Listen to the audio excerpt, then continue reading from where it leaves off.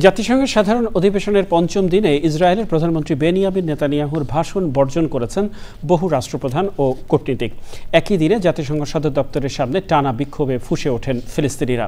বিক্ষোভে যোগ দিয়ে কলম্বিয়ার প্রেসিডেন্ট আন্দোলনকারীদের সঙ্গে সংহতি প্রকাশ করেন। নিউ ইয়র্ক থেকে আদিত্য শাহিনের আরও একটি রিপোর্ট। বান্ডেল থাকলে প্রতি সেনমানিতে টাকা বাঁচবে। বিকাশ সেনমানি বান্ডেল কিনে জিতুন প্রতি লেনদেনে।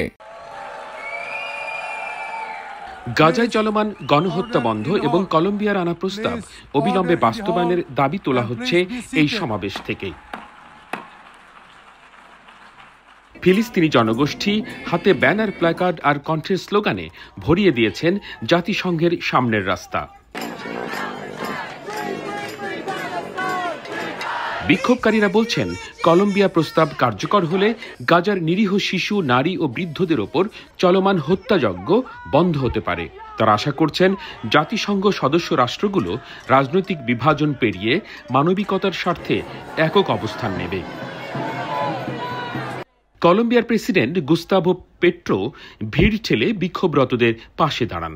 হিস্পানিক ভাষায় তুলে ধরেন তার অবস্থান।